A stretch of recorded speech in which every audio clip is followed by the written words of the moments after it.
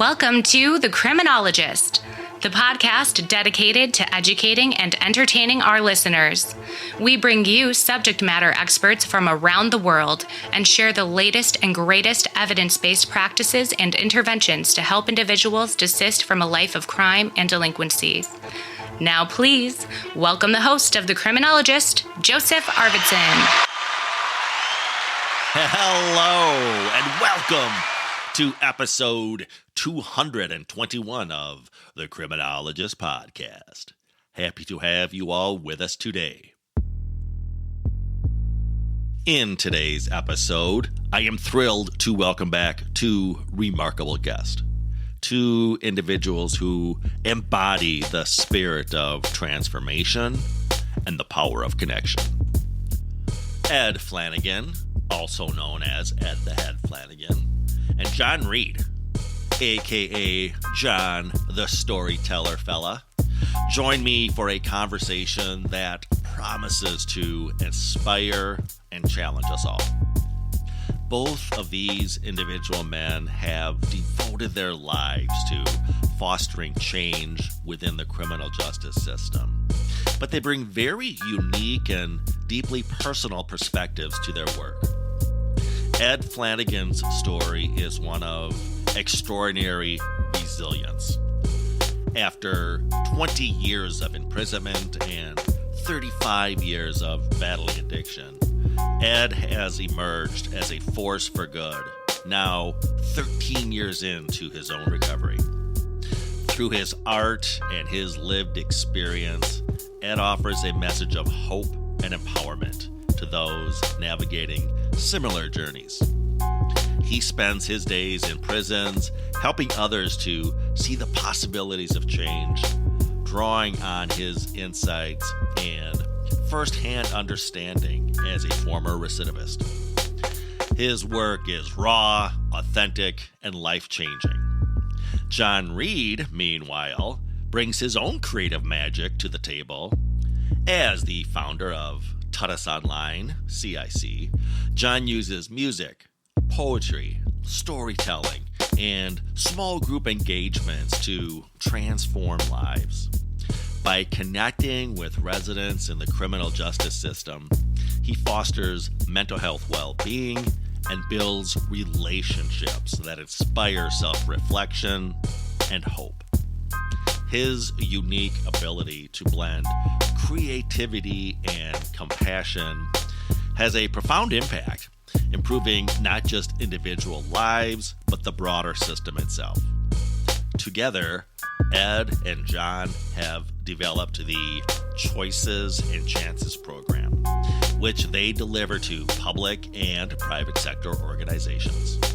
Their collaboration is a testament to the power of partnership, combining Ed's lived experience and artistic talents with John's innovative storytelling and focus on mental health well-being.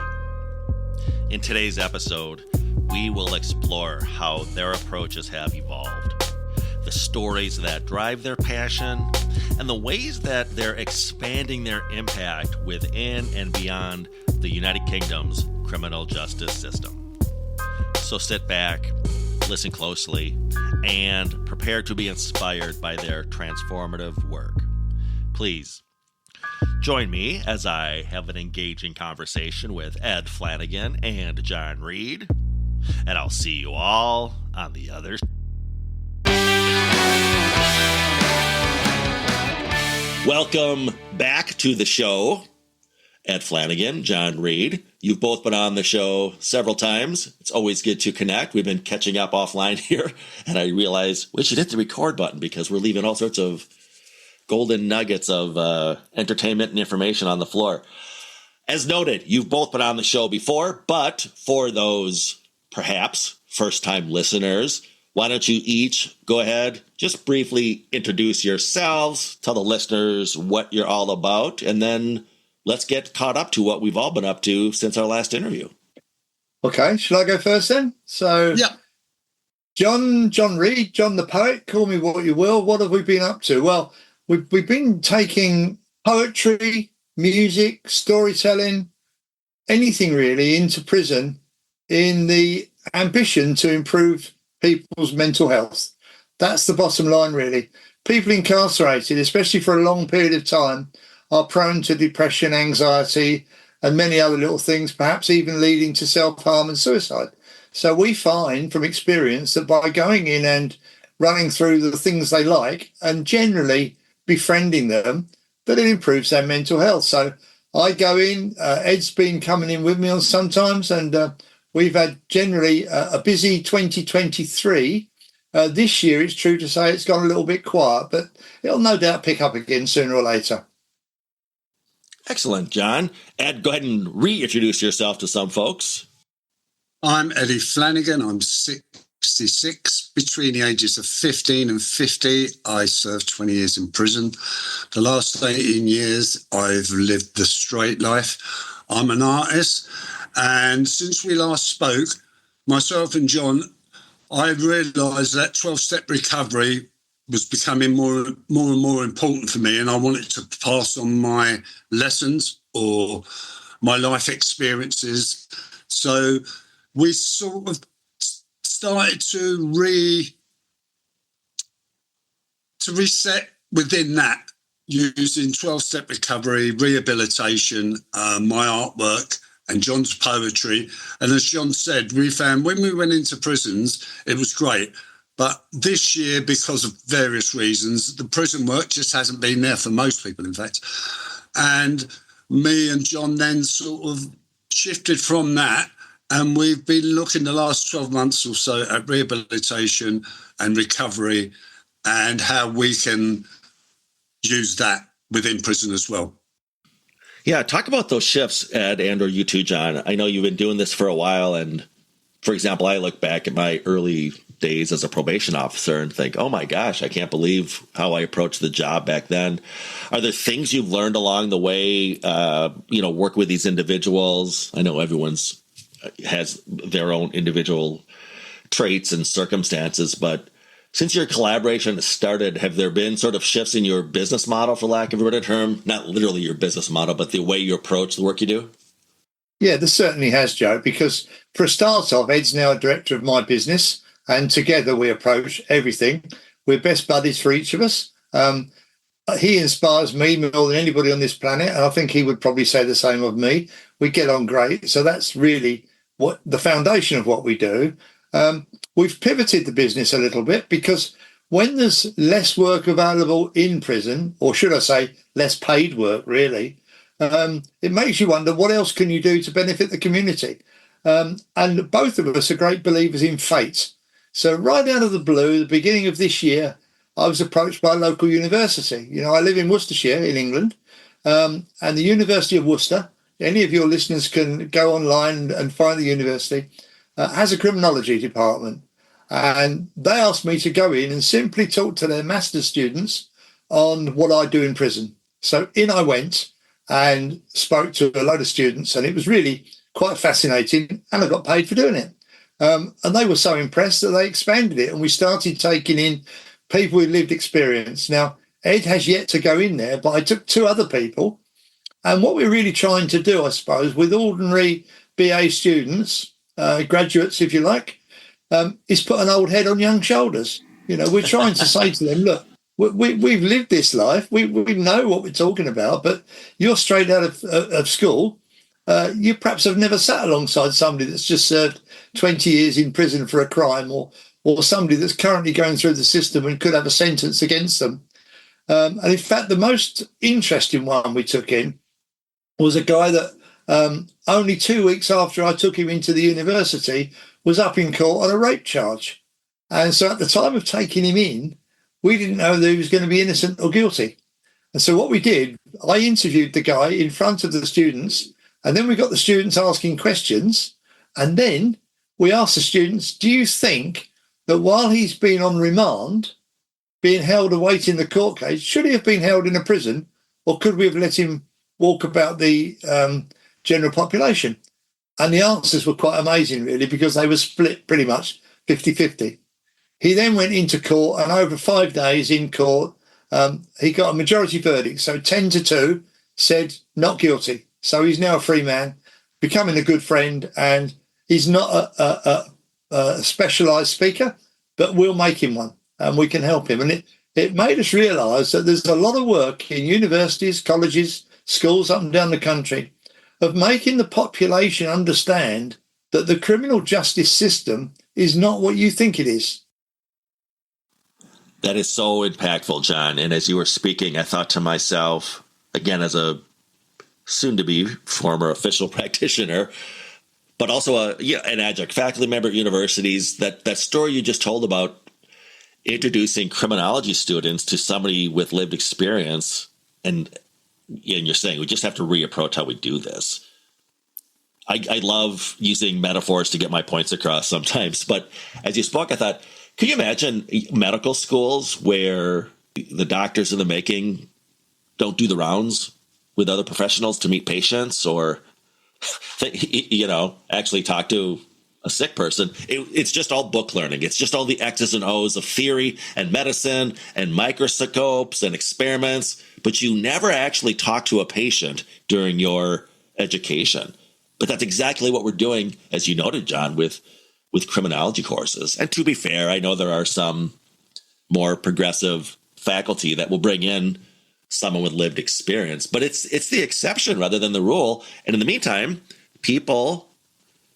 practitioners in the making, that is, they're just getting all their perceptions from the media or television or movies or the press. And it's just sad, because we need to infuse that humanity and that three-dimensional element into the equation.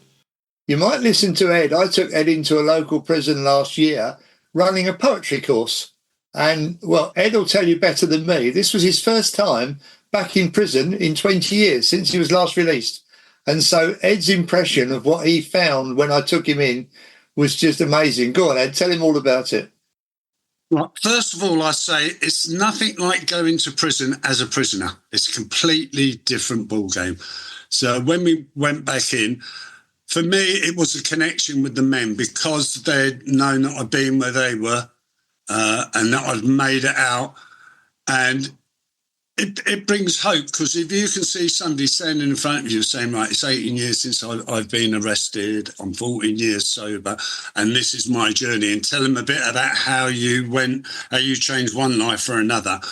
And I really enjoyed the connection with the men. And John, I learn a lot of John, because I hadn't done any public speaking, and I see John, he's really professional. He does his comedy gigs and all that. So it was a really interesting year, because I was learning so much. I was connecting with the men. And that to me was the biggest part, just the actual interaction with the men and seeing them. And a lot of them spoke to me afterwards and saying, oh, well done, it's great the way you've changed your life. And yeah, it's very rewarding. Yeah. For me too, Joe, it's quite interesting, because I learned as well taking Ed in, because I'm as green as grass. I've never been a prisoner. So I find Ed grabbing me by the arm and pulling me this way and that and say, you can't say that, John. You shouldn't say that. See the way that bloke looks at you? And I don't see any of that, none of it. I just take people, because it's me, I just take them as they are. And yeah, it's a wonderful thing to do. We're yin and yang. Me and John are the opposites, because of my lived experience of prisons and that. I trust nobody, and John trusts everybody, accepts everybody on face value. I don't. And it's good to have the opposite in personalities and the lives that we've lived. And I think that gives us a balance that if we were doing it on our own, maybe that wouldn't be there. I'm going to circle back to that observation about your yin and yang in a second, but I wanted to comment on a couple of things. As you just spoke, you mentioned that word connection at least twice, the connection you made with the men. And I know this from the work that I'm doing, well, specifically with our tied supervision model, that connection is such an understated component of the work we do in corrections. We have the interventions out there. We know all about assessment. But at the end of the day, if the practitioner doesn't have that connection, doesn't have that trust, all of that is for naught. Your probation officers could be the sort of 4.0 grade point average of doing it and walking the walk. But if the individual doesn't have that connection, it's pointless. So that is foundational, Ed. And then you also mentioned hope and probation, which again I think is just such a missing variable. It's just shocking. I had the pleasure of getting up at the crack of dawn here in the States at about 5 or 6 a.m. to attend a webinar over there in the UK, which was entitled, in fact, Hope and Probation. It was hosted by Sarah Lewis, and her colleague Cam Stevens was part of the call. Stephen Farrell was on the line, and I want to say Jake Phillips. But yeah, they talked about this notion of hope and probation. And as you just articulated, Ed, if you want to see hopelessness, walk into a men's prison. Yeah, that's the value of lived experience. I think people are realising that they can connect the two halves, because there is a discord between the staff and the inmates, and it needs a bridge. And I believe lived experience it's not quite there at the moment, but they are appreciating it a lot more in prisons. But you have to overcome prejudice with the staff and everything. Yeah, and we are. And I think we're getting there, Ed. I'm a member of the American Probation and Parole Association, and I know a lot of our presentation, our keynotes, our plenary speakers, we are tapping in to that resource of, as I often say, true subject matter experts, and realize we can't complete this journey without your help. We just can't do it. I promised I was going to circle back to the yin yang, talk about this a little bit more. You guys you are a great team because of the unique and varied perspectives that you bring to the table. Talk about that collaboration, and maybe give an illustration perhaps of how one of your individual strengths complements the other. You somewhat did that a little bit more, Ed, but I just have loved watching the output of the two of you over the years, and seeing how you're drawing from John's talent pool, you're drawing from Ed's amazing talent pool, and it's one of these things where the sum is greater than the parts, or I'm screwing that up, but you know what I'm trying to say. Again, maybe talk about an instance of where you've relied on each other's superpowers, if you will, and the result has just been magical. I rely on John to organise me because of my dyslexia. I'm always struggling with things. And John takes care of me. I wouldn't be able to do what I do without John looking after the detail. He lets me know what meetings are on, what day. So we speak most days, nearly every day. And so for John, it's his organisation skills. I really value those, amongst other things, yeah. We live about 100 miles apart, Joe, so it's not practical to just nip round Ed's house and sit down and have a cup of tea and a chat. So we do it on Zoom, and then I make all the arrangements. I write all the stuff, and so in preparation for this meeting today with you, I wrote a load of notes and then sent them up to Ed and said, this is what I'm thinking, but let's see how it goes, because we both know you very well, so not a problem. And whether you follow it or not, I don't know. But what we do, we sing from the same hymn sheet, really. Things that I can do, Ed can't, and vice versa. So I take my hat off to his creativity. He's way better than me. He can make these videos and write music, and I can't do that. I can't do that. Can I stand up in front of a couple of thousand people and tell them what I think? Yeah, I can do that. And I'd love to do it more and more and more. And so that's why we're getting into the universities, really. This year, when we were speaking earlier, I said I've hit a bit of a reset button, and I'm not chasing the paid work like I used to. I'm just enjoying life, and whatever interests me, I will become involved in. And we met a guy he's a playwright, amongst other things, and he's written this play. He's got lived experience of prisons and that, and it's all in Old English, so it's like a Shakespearean play. So me and John, and we're going to get 3 others, and maybe we're now looking at maybe putting the play together. We've got some connections. We could record it at an auditorium and all that things. So it's things like that where that comes sort of like out of the blue, and you just get offered some amazing stuff. As long as you we stay connected through LinkedIn with the people that we work with, and by keeping a presence on there, you never know what's going to come in. Yeah, it's brilliant. I've today been at a networking meeting and organised by Lady Val Corbett. Now, Lady Val Corbett is a real lady of the realm, if you like. Her husband was Robin Corbett. He died in 2012, and he was a British MP and had been for many years representing the Birmingham constituency. And she pulls together loads of people that want to see reform, really. And so I attended that today, and I've written on it on LinkedIn tonight. So, yeah, there's lots going on. But I don't know what the barriers really to making all this thing happen actually are. I would expect that the likeliest barrier is lethargy. People are busy running their lives and running their jobs. And when somebody comes along with a new idea, they think, that's not a bad idea, I'll think about that. And then tomorrow, something else comes along. So by the time the second thing comes, the first thing's forgotten. So, well, I've got loads of ideas, and many people I've spoken to in America, and I'll repeat it here, Joe, you never know. There might be somebody listening to this that wants to do it. How nice it would be. We've got access to a TV studios in Manchester. So why don't we put Ed in the studios in Manchester? And why don't I come to a prison in America and then connect the prison in America with the studios in Manchester? There's the man with lived experience. Let's talk to the lads. They will enjoy the novelty of it, the men in America. They can see that there are many similarities and also many differences between the two systems. So why don't we do that? That would be quite a good thing to do, wouldn't it? And I've suggested this to loads of people. Nobody ever says yes. So I say to folks, look, I'm not looking to become a millionaire. If you buy me a plane ticket and pay the hotel, I'll be there. And still nobody comes. So if you can find somebody in the whole of the States that's got a little bit of money in their pocket, Joe, maybe we could do that. But that would open up a whole new can of worms, because this whole idea of relating to the people you're trying to improve the lives of is one that's transatlantic. It'll work just as well in America as it will in Australia, as it will in Spain, as it will in anywhere, really. It's the only barrier, really, is language. And I only speak English, and I don't speak that very well, really. But I could have a translator in America, couldn't I? I learned all about that during my recent travels to the UK. That what was the expression I kept hearing?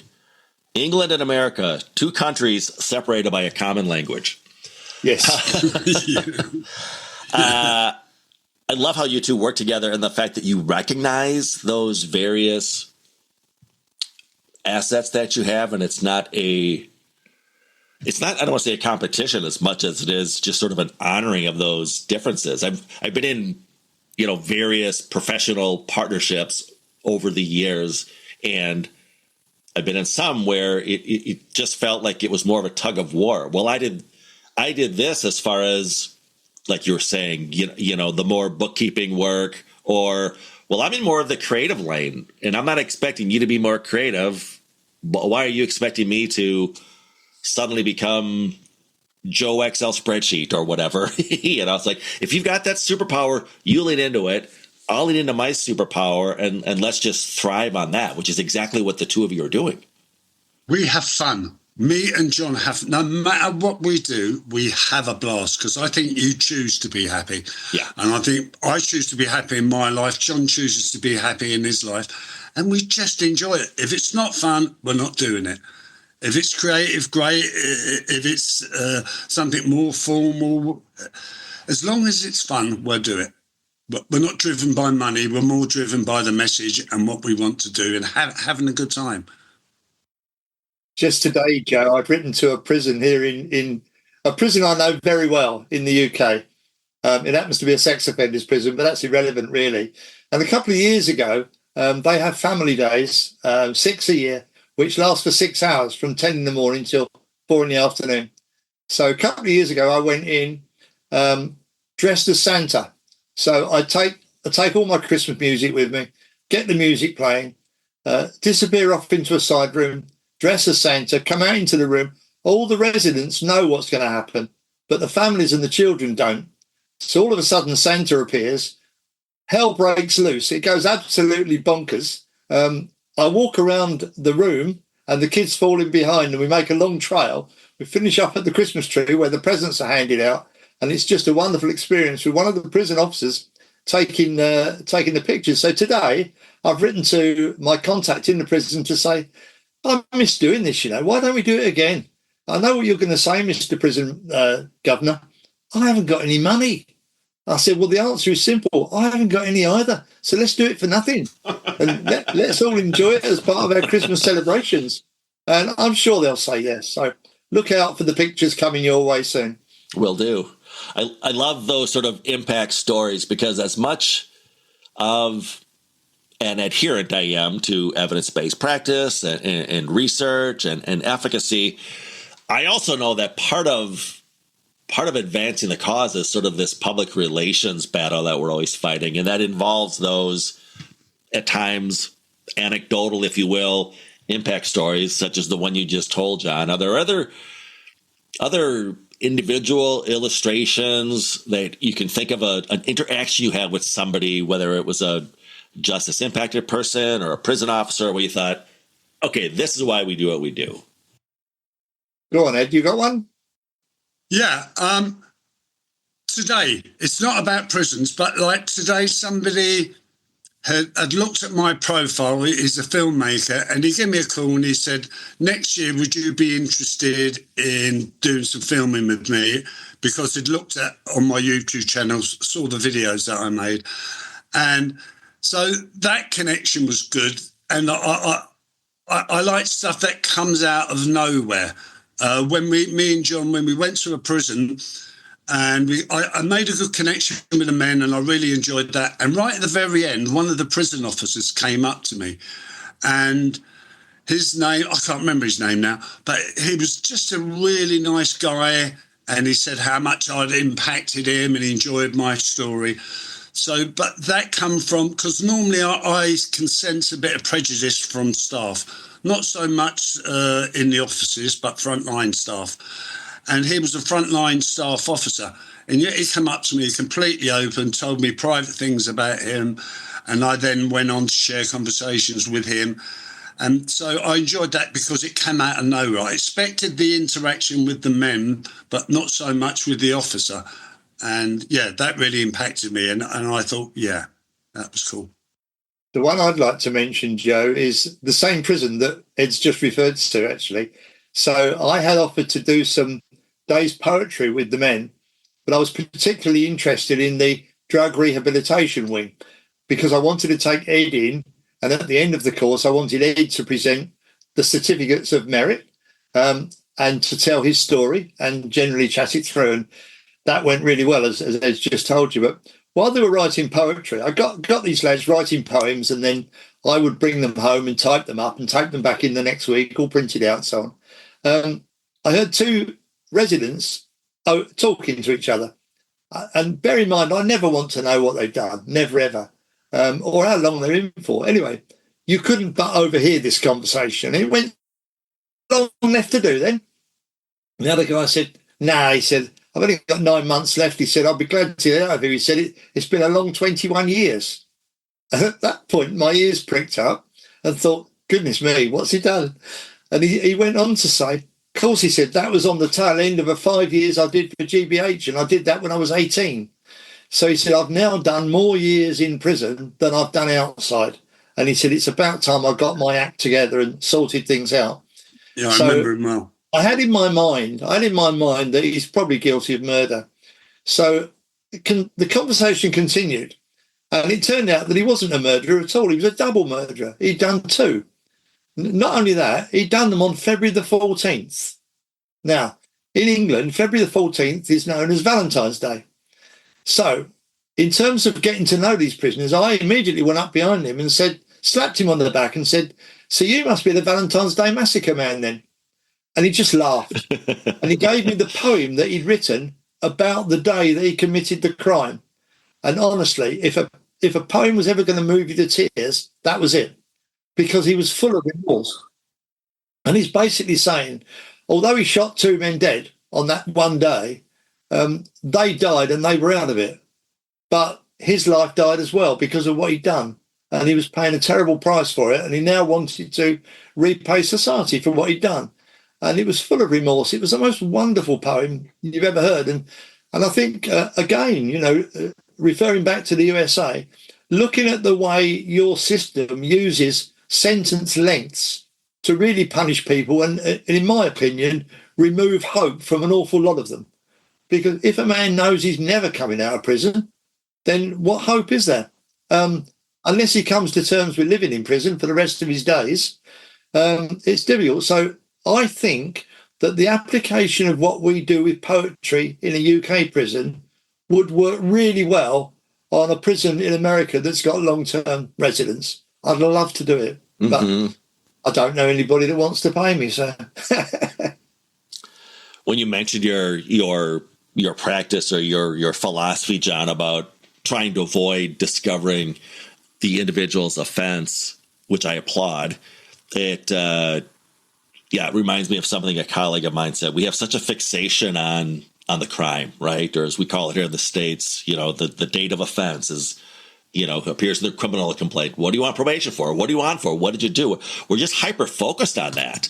And my colleague said, Joe, it's if we, and this is universal for any of us, but he said, it's like we would ask someone who's not justice impacted, okay, reflect on the worst thing you did on the worst day of your life. And then now turn that adverb into an adjective. And that's how we're going to view you for the next 5 years, 10 years, 20 years. You're a cheater. You're a abuser. You're a thief. You're a whatever. But again, imagine if we were defined like that. If we weren't known as Ed and Joe and John, we were referred to or thought of as the worst thing we did on the worst day of our lives. Talk about an equation for hopelessness, or for it just seems counterintuitive to reform.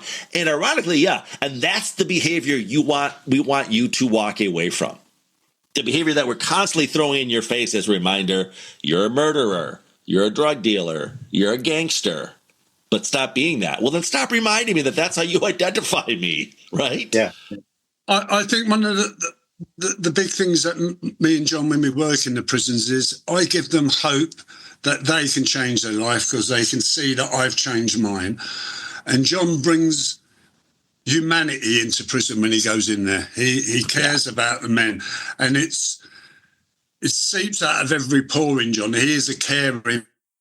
And not many people in the prison system are caring because they're jaded by their job. They see the flotsam and the jetsam and the worst percent of our population constantly going through. And they are treated accordingly. So when we go in and we work in prisons, I bring them hope that they can change their life, and John treats them like human beings. We've got the word in English. I presume you use it in America as well. The word is want, WANT. And I lecture the lads on the word want. Now, on the face of it, this is ridiculous. But I tell them what the letters stand for. And I explain to them, unless they actually want something, there's no person on this planet can give it to them. So I might think that man ought to change his ways and stop killing people or stop robbing banks or whatever it might be. But unless he wants to stop doing those things, he's never going to stop. So how do we get them to stop? And the way we do it is we get a kind of, and I don't wish to overemphasize it, but a kind of a friendship going. So I do loads of silly things. So, for example, sometimes on a poetry course, I appoint a poet of the week. I choose a poem that I particularly like, and the poet of the week not only gets a certificate, but he gets a bar of chocolate. Bar of chocolate is currency, really. So it cost me about 20 pence in England, and that's about it. And I was doing this for weeks and weeks until one day the guy that won it said, John, thanks for the chocolate, but I'm diabetic. I can't eat chocolate. So I said, I'm sorry to hear that. I said, well, what can you eat instead? And he said, I like Bassett's licorice all sorts, which, again, I don't know if you get those in America, but they're just sweeties, that's all. Mm-hmm. So the next week, I bought a packet of Bassett's licorice all sorts and took them in. And they're licorice-based, so he could eat these. And honestly, it was like giving him £1 million. It was so taken by this stupid little gesture. Cost me less than £1, However, I was telling the prison officer about it later on, and she said to me, no, you mustn't do that again, John. That's against all the rules. I said, what rule's that then? She said, the rule that says you're bringing in chocolate and sweeties and stuff like that. I said, okay, then I won't do that ever again. And she said, no, make sure you don't, because I'll be looking out for you. Yeah, all right. So, of course, I continued. Next week I bought it in just the same. Security was Ed will tell you, security was at a level that was ridiculous. There was no security, really. If I'd have wanted to, and I don't want to, I could have taken anything in. Nobody would have ever found it. I used to take in coffee, loose coffee. Now, really, they shouldn't let it through the gate unless it's in a sealed glass jar. But I didn't do that. I took it out of the jar and put it in a plastic container for ease and safety. And they haven't got a load of glass they can break over my head and throw at me, have they? I'm not going to die by Tupperware, am I? Death by Tupperware. So I did what I did for good reasons. But you do get an awful lot of people, as Ed alluded to a minute ago, that the prison officers simply don't want you to succeed. And they don't want you to succeed because they don't want the men to have any kind of pleasure, especially with sex offenders, that most people outside think that, well, if they've done something really horrible, how do you deal with that? And the way I deal with it is I don't ask them what they've done in the first place, because I'm quite sure it would cloud my opinion. If I knew somebody had done something terrible, how would I react to that? I mean, I'm a grandfather, I'm a father, I'm a husband, I'm a brother, How would I react to somebody with a serious paedophilia moving into the house next door? I wouldn't be impressed. But if I didn't know, couldn't worry about it, could I? I want to circle back to your artwork, Ed, and I want to talk about it maybe in the context of how you've used your art as a mechanism to expand your reach and to expand your message. And John, I know you're doing that through your poetry, but I just love that you've sort of both glommed onto these non-traditional information delivery systems, be it poetry or, Ed, I want you to talk about your amazing artwork and sort of package that as a way to help you with the messaging. Yeah. Yeah, I use art to engage, educate, and encourage people, because art is an ageless thing. Doesn't matter if I'm 60 and the other guy's only 25. When you're an artist, you're an artist. So not everyone can do art. So that's where the poetry comes in. Poetry is very popular in prison because most people, unless that they can't write, but they view their poetry as lyrics and spitting and rap. It's just a modern day version of the old type of poetry. So by engaging with them on a level that they understand and they can relate to. So if it's art, I will use art. If it's poetry, John will use poetry. And it's just to engage and encourage and educate. I'm going to ask you, Ed, after we're done with this interview, because your artwork is amazing. Your digital art format, it just blows me away. But I'm going to ask maybe we can get some of your best of links, and I'll embed those within the description of this podcast episode. If nothing else, just to turn people on to what you're all about. And then they can go down the rabbit hole of, like, you have a YouTube channel and all sorts of amazing stuff. But I just love this non-traditional, kind of reminds me, not to get wonky, but in corrections, we talk about the principles of risk, need, and responsivity. And that responsivity, in a nutshell, is saying you've got to deliver these interventions or these messages in a way that's going to land on that individual. And as you said, some of it's generational, some of it's cultural. And art is just another way of getting at, well, I'm not going to ask someone to read this pamphlet or this brochure, but I'll have them listen to this song, or I'll have them watch Ed's mind-blowing visual artwork that you do. So yeah, I applaud you for looking for those non-traditional platforms, if you will. I do my videos first and foremost for myself. It's part of my recovery. It's a big part of my recovery. I get to express myself. I don't let feelings build up, which I used to when I was in my addiction days.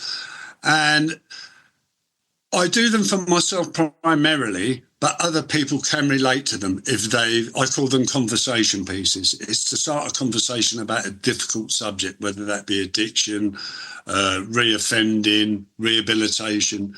So the conversation pieces to open a conversation. And that's why I like when that filmmaker, he phoned me today and he said, oh, I really like your things. Maybe you could do some inserts into my film. And I thought, yeah. And he got that because I sent him some of my digital artwork. And it's a way of being relevant in today, and everything's digital art now. Yeah, exactly. He is more than amazing, Joe. Picture this, right? I'm in front of a group of prisoners, residents as I like to call them, and they're all writing poems. I pick one or two that I really like. I take all of them home and I type them up and I make them on a nice piece of paper. So if they've written a poem about a dinosaur, it's going to have pictures of dinosaurs on it, that kind of thing. But the ones I really like, I send to Ed. Now, Ed then turns them into a video. The following week, when I go back into prison, I not only take the printed out version of the poem they've written, which to the average resident is amazing enough, but I then take in a computer and a projector and I put it up on the wall and they see their poem performed by an artist named Ed. And the day Ed came in with me to the drug rehab unit and we were handing out certificates and things, we showed a couple of his videos with poems. And the response from the men, because they've achieved something they've never, ever done before, never seen it before, didn't know you could do it.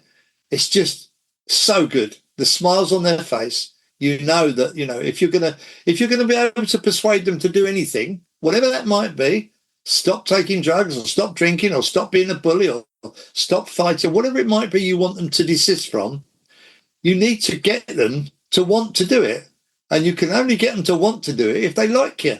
So we do something that makes them like us. And they love Ed. They just think he's wonderful. It's like we said earlier, it's the connection. By making their poem into a video, they feel proud of their work. I feel proud for doing it. And that's what connects us, because we take chances. We do things differently. I love that you dropped my favorite word, desistance, into this conversation, John. And you said, you know, you got to give these folks something not only to desist from, but to desist or to aspire to, I should say, right? It's one thing to say, stop this behavior, stop this delinquent behavior, stop this criminal behavior, stop associating with these people, stop embracing this identity. But what are you going to refill that bucket with? What's that replacement self, right? What's my new passion? If it's not robbing banks and dealing drugs and being a gangster, what is, like I said, my replacement self? And too often in corrections, I think we're just all about almost like playing whack-a-mole. It's a carnal game we have here in the States with risky behaviors, right? We just try to suppress behaviors, but we don't think you've got to fill that void with something. You know what it was? When I stopped being a criminal, and that's 18 years ago, I'm 14 years sober, that defined me. My criminality defined me. My addiction defined me. And then I had to find out who I really was. And that's been my journey the last 14 years, finding out. My brother used to call me a recycled teenager. So I'm doing stuff now that I never did when I was a teenager because I was just living a bad life. So, yeah, recycled teenager. So I'm doing fun. It's fun. Find a job you love and you'll never work a day the rest of your life. I want to talk to you, too, about the work you're doing in the UK. And if you want to talk about it, yeah, just like any efforts you're making, or maybe this is an advert for services, but just attempts you all have been making to grow that network, to grow that influence, either domestically or abroad, or anything underway, or even maybe a shout out for folks looking for opportunities to tap into your services. Well, the speaking really is taking over our lives at the moment, and that's what we're aiming towards. So 2025 is going to be the year of the public speaking, really. I'm a member of the Professional Speaking Association here in the UK, so I'm learning from experts. So I've done public speaking for years and years, but you can always get better, can't you? And so I belong to an association where I can improve my skills. Ed brings stuff to it that I haven't got. So together, it's a unique thing because you very rarely get, at least I've never seen, speakers where two of them are on a platform at the same time. And it has a novelty value as well as an interest value. So it works. And that's another driving force between what about me in one country and Ed in another? We can do that, can't we? I think it's got legs. I think it's a good idea to do it. But essentially, we're trying to, as I said before, put an old head on young shoulders. If I've got children of my own that have got careers in teaching and so on, and so I know the hoop they go through. But, you can take a school teacher who's been to school until they're 18, they've been to university till they're 22, and then they've got their first job age 23 in front of a classroom of kids, 28, 30 children, but with the full support of a headmaster or headmistress and other staff, and a staff room where they can all compare notes. So although they're doing it on their own, they're being guided by an awful lot of people. But when you look at criminology and people walking into university to learn that same age regime, are you going to say that somebody coming out of university at 23 is going to walk into a wing full of murderers and rapists and God knows what, and immediately on the day they start command respect? Of course they're not. Because the old lags, as we call them, I can imagine somebody walking in front of Ed when Ed was prolific in his day and saying, right, I'm the new boss on this wing, you've got to do what I say.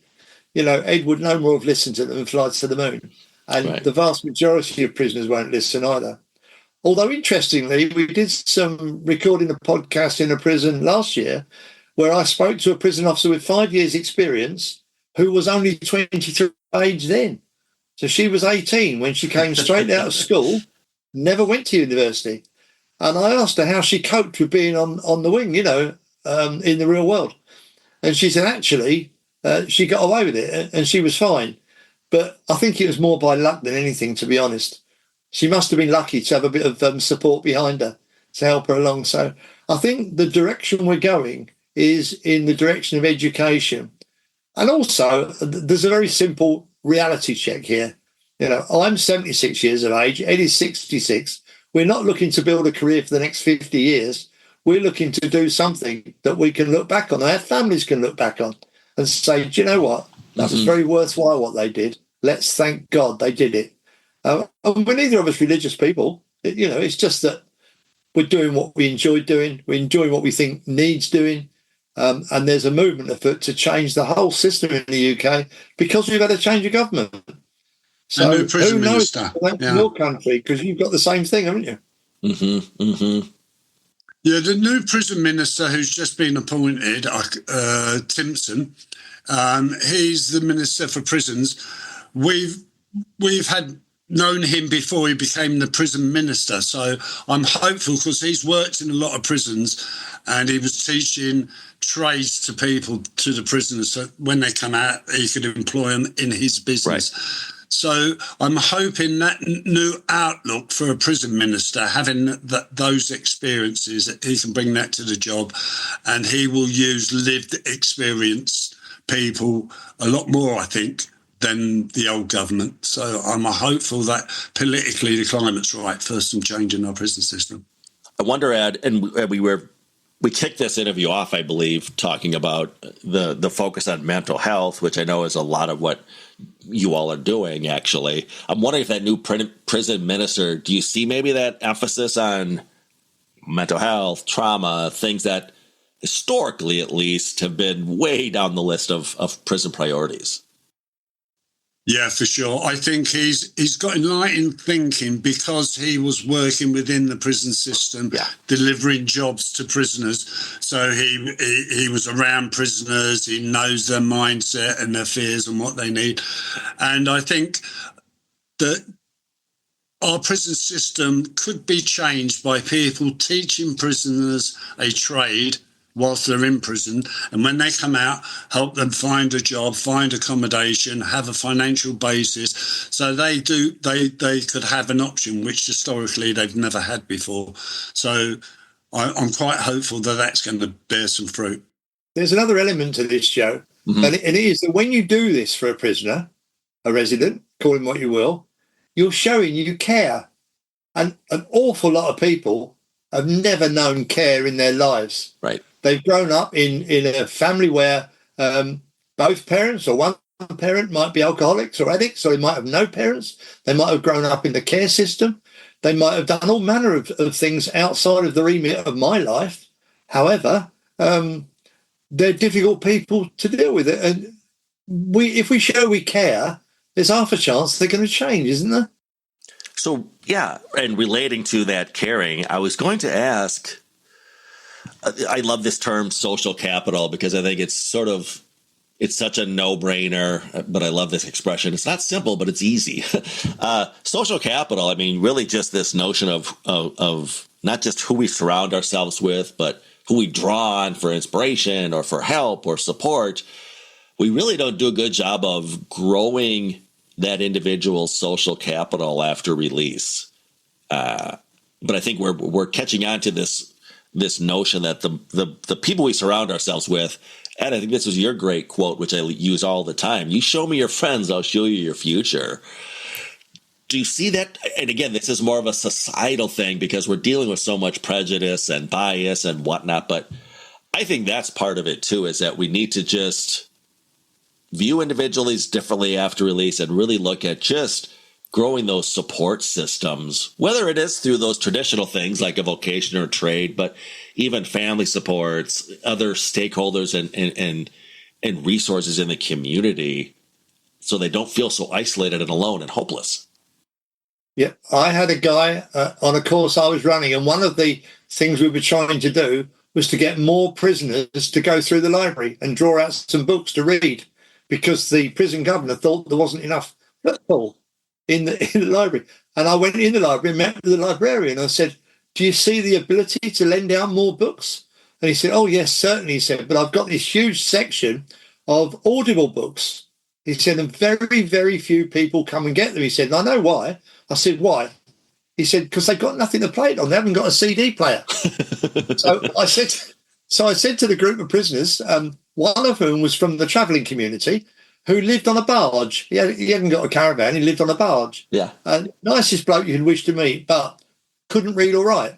And I said to him, have you ever been to the library? And he went, no, there's no point. I can't read or write. I said, okay, well, you need an Audible book. Well, what's an Audible book? So I explained to him what it was.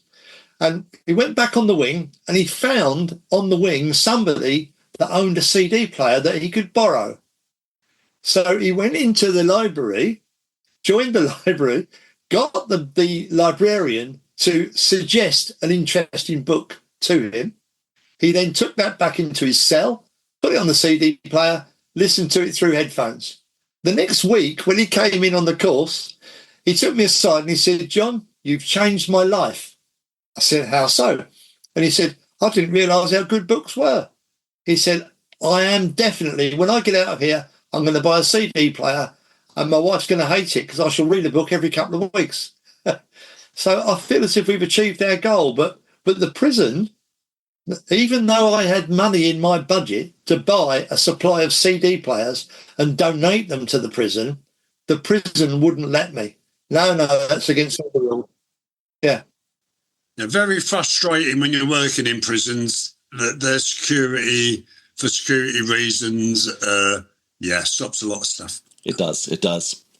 Gentlemen, if there was one message or piece of advice you could give to the listeners who are there, who've been inspired by this conversation and maybe even inspired by the philosophy that you bring to what you do, what's one message or one piece of advice that you would give?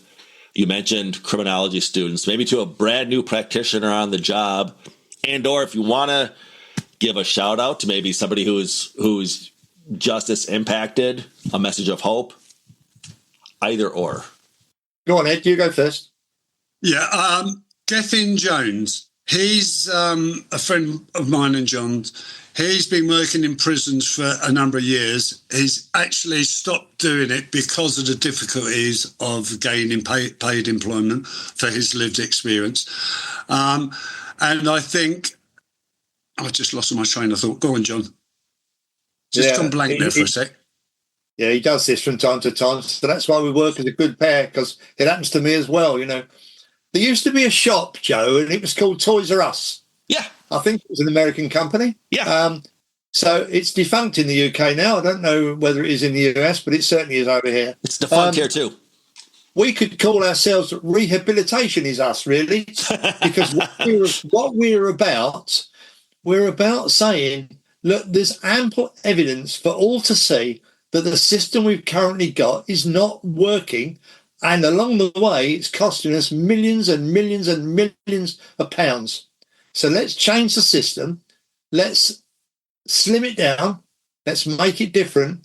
And only this morning, I heard that in Holland, 20 years ago, they had 41 prisons, I think it was.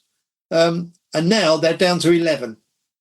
And they've done it via rehabilitation. So if my dog bites me and I put it in the kennel as punishment, and 2 hours later when I let it out, it bites me again, should I be surprised? No. So if I take a man that's robbed a bank and lock him up for 10 years, and when he comes out, he goes back to robbing more banks, should I be surprised? No. But if I took that man while he's in prison and taught him a better way of life, an honest way, something where he didn't have to worry about who was going to shoot him the following day, somebody who wasn't going to frighten him, and he gets to a stage in his life where he just can't be doing it anymore, would that not be better and save the country loads of money in the bargain? Of course it would. So how do we get the place to rehabilitate? How do we instill that in a system? And that's where I've been this morning, discussing that, because there's no simple answer, but that's the direction that not only our country, but every country ought to go. And USA included. You know, when I see people in there locked up for 45 years or something, what are they going to be like when they come out? You know, I went to a meeting recently that was talking about tech in the future. And it said, look, what tech did we have 10 years ago? And they wrote a list up on the blackboard, on the whiteboard, I should say. And it was things like CD players and alarm clocks and God knows what, you know. Right, then the person running the show said, right, what do you think we're going to see in 10 years' time then? And, of course, nobody could imagine it. And you can't, can you? It's impossible. So what's rehabilitation going to look like in 10 years? I don't know. But let's give it a try. Let's try and do something about it, because it is the future and it's the solution as well. So there we are. So, no, we're not Toys R Us. We are Rehabilitation is us. Me and Ed are going to change the world. Yeah, without risk, there's no change. You mentioned Gethin Jones, Eddie, who's one of the first guests I had on the show years ago. But if nothing else, thank you for reminding me. I've got to reach out to Gethin and get him back on the podcast. Yeah, he's in the corporate world now. He's just changed his revenue. But, yeah, he's doing good work still. Good man. He's a shining star. He certainly is. Yeah. Gentlemen, I'm going to leave relevant links so listeners can go down your respective and collaborative rabbit holes. It's great catching up with you both, John and Ed. Until next time, and let's keep those lines of collaboration and communication open, gents. Been a pleasure, Joseph. Thanks for your time. All right, take care. And that wraps up episode 221 of the Criminologist podcast. A huge thank you to Ed Flanagan and John Reed for joining us today and sharing their incredible insights and inspiring work. Remember, you can learn more about Ed and see some of his impactful video projects by visiting his YouTube channel. I have left the link for that channel in the episode description of this program. You can also explore John's creative work and mission through his website, theoldfella.co.uk. Again, I will leave the link in the episode description of this podcast to check out both of these amazing resources. Make sure to check them out and support the work that they're doing. We will be back next time with a fresh episode, so stay tuned. In the meantime, if you would like to reach out to the show, inquire about training or presentations on evidence-based practices, implementation science, the topic of desistance from crime, or of course, our innovative TIDES supervision model, feel free to contact us through our website, theparagongroup.llc.com. For questions or comments about this podcast, drop us a line at thecriminologistpodcast@gmail.com. That's thecriminologistpodcast@gmail.com. We would love to hear from you. And don't forget to follow us on social media. We are active on Facebook and Instagram at the Criminologist Podcast. New fun images are being added to those feeds all the time. You don't want to miss out. We are also on Twitter, also known as X, at Crim Media Group. That's CRIM Media Group. Go ahead and give us a follow. And of course, you may connect with me, Joseph Arvidsson, on LinkedIn. And be sure to follow both the Criminologist Podcast and the Paragon Group on our LinkedIn pages for even more great content. Hey, lastly, if you haven't already, check out and subscribe to our YouTube channel, The Criminologist, for additional content as to the themes of this podcast. Your support there goes a long way in spreading our message. And if you believe in what we're doing here, if you're part of the movement, please help us spread the word. Share this episode with a friend, a colleague, or a coworker, and encourage them to subscribe. And of course, do so yourself if you've not already done so. And always remember, folks, there's no them, there's only us. And it turned out that he wasn't a murderer at all. He was a double murderer. He'd done two. Not only that, he'd done them on February the 14th. Now, in England, February the 14th is known as Valentine's Day. So, in terms of getting to know these prisoners, I immediately went up behind him and slapped him on the back and said, "So you must be the Valentine's Day massacre man then." And he just laughed. And he gave me the poem that he'd written about the day that he committed the crime. And honestly, if a poem was ever going to move you to tears, that was it. The Criminologist Podcast is a production of the Paragon Group, LLC. For speaking engagements, interviews, program design, or training opportunities, please visit us at theparagongroup.llc.com. If you enjoyed the show, you can find more content and videos on our YouTube channel, The Criminologist. Don't forget to like and subscribe. Both the Criminologist Podcast and the Criminologist channel are brought to you by the Criminologist Media Group. Be sure to give us a 5-star review, and thanks for listening.